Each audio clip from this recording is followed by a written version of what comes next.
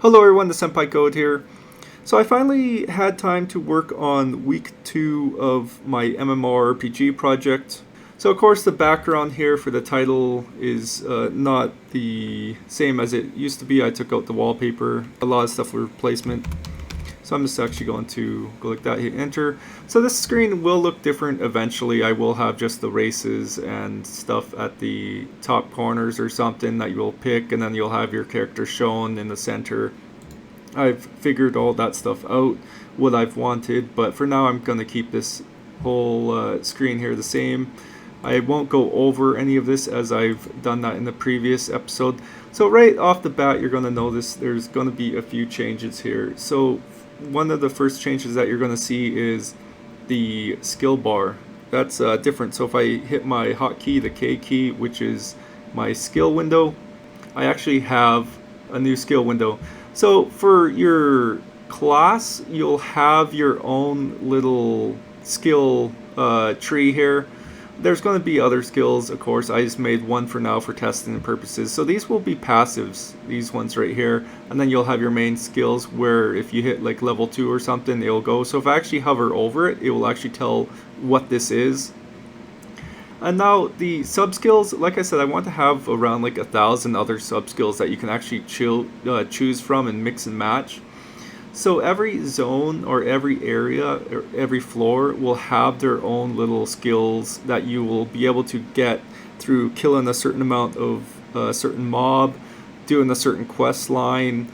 There's going to be tons of different ways that you'll be able to get different skills and gather a certain amount of items, do a certain thing a certain amount of times every day. There will be different passives that you can actually take. There will be different skills that you'll be able to take, and every floor will have a different design. And then of course you'll be able to search for a skill or search by a floor, and then they'll go. And then so here's your available points. So I'm just going to close this for now. I'll come back to it shortly. So another thing that I've changed is well, of course, the stat menu. Here's the stats here. This is the new look, the new layout for this.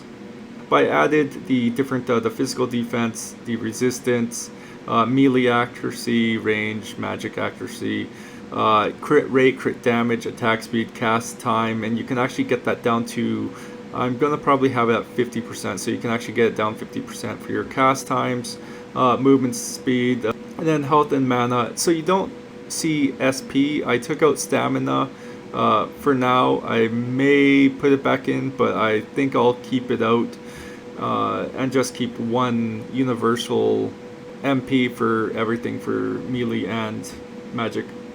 And then there will be magic evasion, physical evasion, crit evasion, and then there will be block rate and then damage absorb. So absorb will only absorb a certain amount of damage, and there will, I'm not sure if I'm going to have a cap on it or not, we'll see. So everything that you do, your strength, your dex, your intelligence, your spirit, your luck, your defense will affect something from your attack to something down here. So let's go into the items, of course. So I went ahead and I actually pretty much finished the inventory. So everything actually works really well. I can also click to, if I wanted to, I can click to install it. I will put a delay on so it doesn't actually show the information right away. I'm actually going to be changing a lot of the inventory. These are all placeholders, like I've mentioned in the previous video. So I'm going to be actually adding stars to these items, and I'm going to be taking out the gold value, and I'm taking out the coins here when I actually do the inventory UI. There's not going to be any gold in the game. It's going to be shards, so basically crystal type payment. When you kill monsters, they'll drop crystals. You'll collect them, and that will be the payments. They'll also drop like gear and stuff. You can break them down. There will be like a purple shard for payment, a light blue for help infuse gear. I'll go into that later on. But there's going to be stars. There'll be 1 stars for common, 2 stars for uncommon, 3 for rare, 4 and 5. I'm going to start out at 5. I may go up to 7 on a later date during an update. And so monsters will drop these starred weapons. Now you can actually increase the stars by either crafting and getting higher gear, or you can fuse weapons to get higher gear. And how that works is if you wanted a 2-star weapon and you had 2 1-star weapons, you can actually fuse those 2 1-star weapons to equal a 2-star weapon. And if you wanted a 3-star weapon, then you'll need 3 2-star weapons. And then plus you'll have to pay a crystal cost, the light blue crystal cost, as well as a little bit of purple crystals.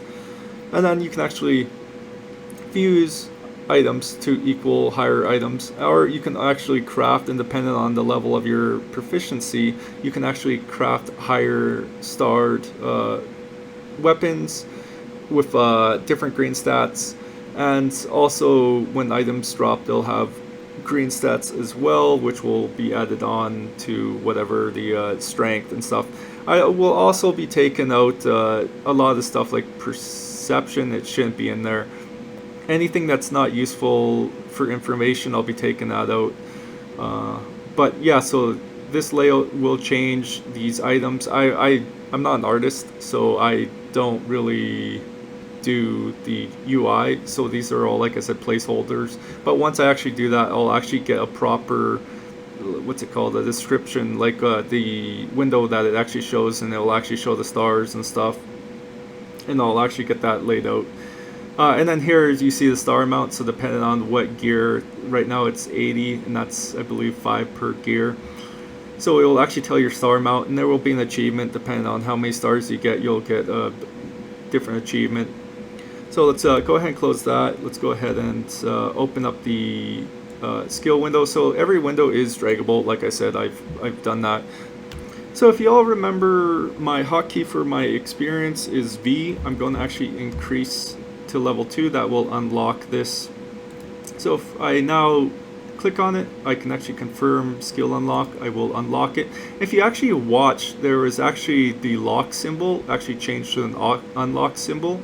So now I have this skill. I can actually drag it down here, and if I actually close this and hit my J, so this is going to add 5 decks for a certain amount of time. I will actually put the time limit down there. It's actually going to be at like 5 minutes or something, but for now I have it at 8 seconds because I wanted to test the cooldown. It will also consume 3 mana. My mana went down, my decks went up, the cooldown's counting down. I will have a buff thing maybe up top to show underneath your location, and it decreased after. So it went through, it played through how it was supposed to for my testing purposes. Like I said, I'll increase it later on. Let's go ahead and close that. I have the UI, I just haven't hooked it up yet. So there will be a level, so it will tell like level 1 for the skill. So, and then it will tell you what you need to get to for level 2. So let's go ahead, I already know what it is, it's going to be 4. So if I actually increase my level, so I'm going to put my experience up. So if I increase it to level 4, I now have an upgrade arrow on this skill. And it will say can upgrade to dexterity increase level 2, which will give me 10 dex instead of 5, and it will cost 5 mana instead of 3.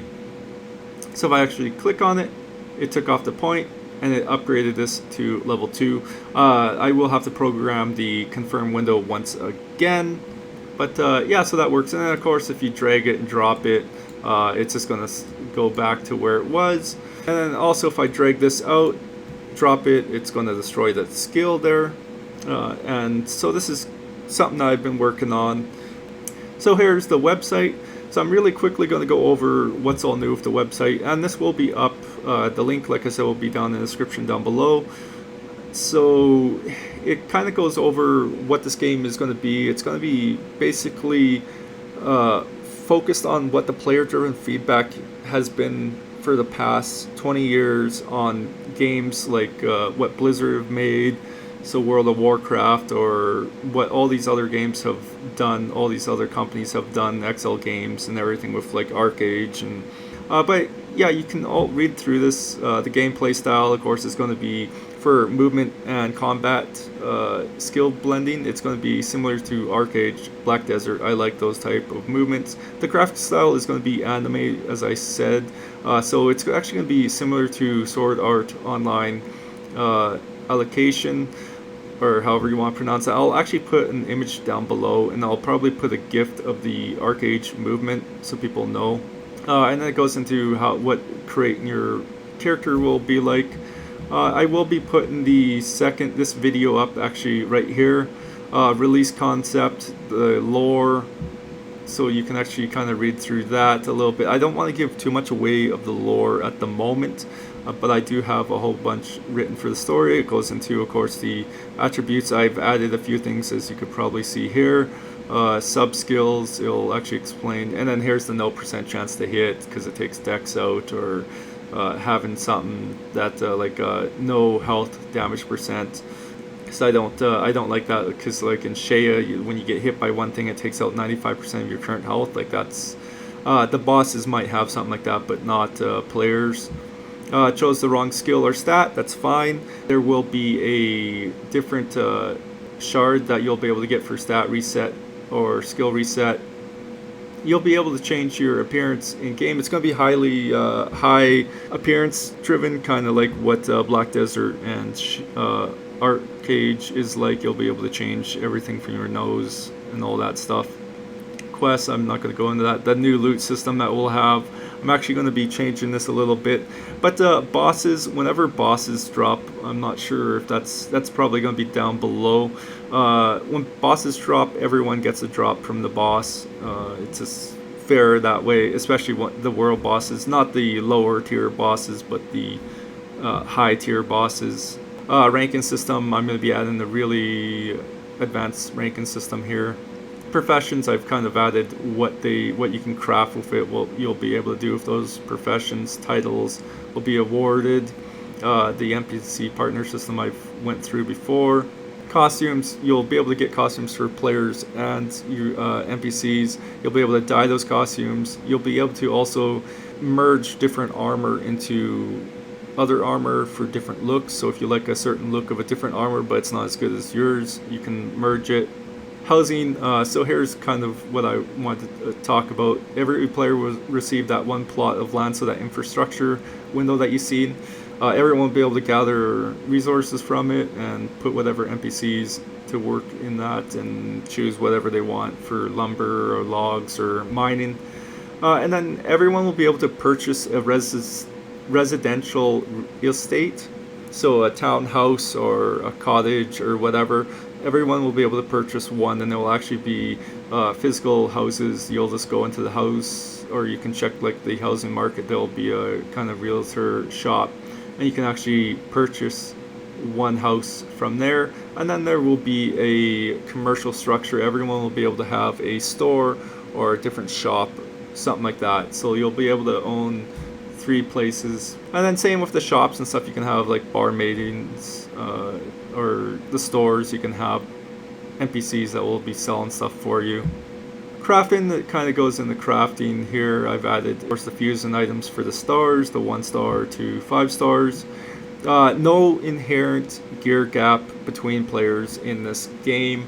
It's going to be pretty low stat for items and stuff, so you're not going to have 5,000, 4,000 stat difference between players like in Arc-Age. There won't be gear gaps. In-game currency, like I said, there's going to be a purple shard and a light blue shard. And then webmark currency is going to be different. It's going to be golden orbs that they'll get. And there will be no pay to win at all in this game. No pay to win.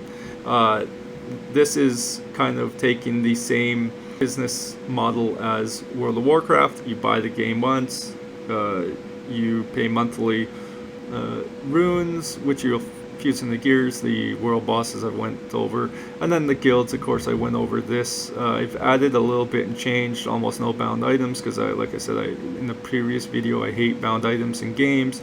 And then here's something I added here is, and no RNG boxes in the web mall. None at all. What you see is what you buy in the web mall for costumes or for cosmetics or for furniture or whatever. Yeah, no pay to win. I'm keeping the pay to win aspect of the game. No pay for your time. None of that reach around bull crud like what Arc-Age is doing right now. Oh, you pay for time, not for win, or whatever they say now. move in between zones. Each floor will have a unique environment, so it could be winter, it could be summer, it could be spring, it could be fall, it could be dark, it could be light. Every floor will have a unique environment. Player's death: if a player dies, they lose 14% of current XP, damages armor 10%, and which of course you have to pay a bit more money to repair, and then your stats will be reduced by 25% for 10 minutes. So that's the penalty for dying if you die in this game. No labor system. I've went through that, and then I do a Q&A of people have been asking, basically. But yeah, that's week 2 of this game, working on the skill system. The proficiency, or the actual shop system for the shops, and store owners will actually be able to set prices. They'll be able to, if they're like a blacksmith and they have a armor shop or something, they're crafting armor or weapons, they craft some, they will actually be able to go into a window and change what they want the price to be, potions, qualities, quantity, the price per potion or for group. So if they want to give like a discount, if you buy 12 you get 1 free or whatnot, stuff like that. The shop owners will be able to have a good control over their shop. They'll be able to have NPCs in their shop while they're gone, or like in anime you have the girl like in Sword Art Online crafting in the back, and then she has displays that you can look at, swords and stuff. Similar to that, you'll have a lot of control for shop owners. This game will give you definitely outlook on shops compared to other MMOs out there and sales and stuff. Yeah, so thanks for watching.